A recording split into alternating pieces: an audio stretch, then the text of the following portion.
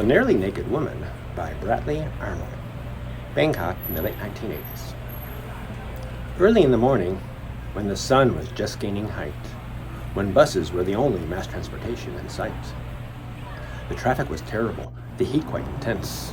But oh, the adventures, they just made sense. I stood in the stairwell of a bus in a jam, the door wide open.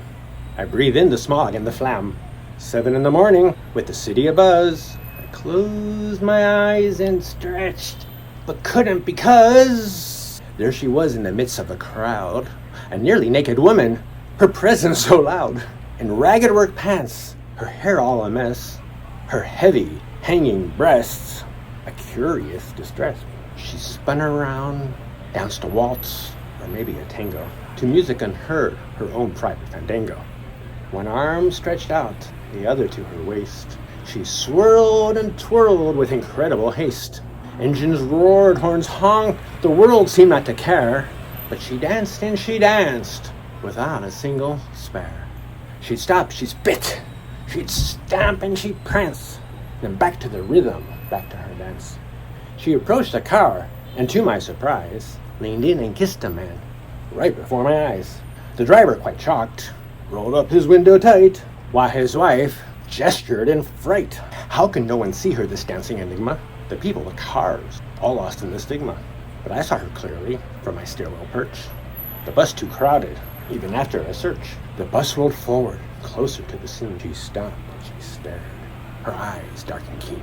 Her gaze met mine, shadows so vast, her skin like a rag, her bones unsurpassed. I looked away quickly, wished the bus would just go, but her hand reached out, beckoning me to come. Instead of averting, I shook my head no. She leapt toward me, and time seemed to slow. I chilled down my spine, I froze in my space. She grabbed for my hand, her touch a cold embrace. I struggled, I fought, but her grip was too tight. I thought I'd be pulled into her dance of the night. But just at that moment, the bus gave a lurch. I grabbed a handrail, fell down to a knee, as if in a church. She lost her hold as the bus moved ahead, leaving her behind, her anger widespread.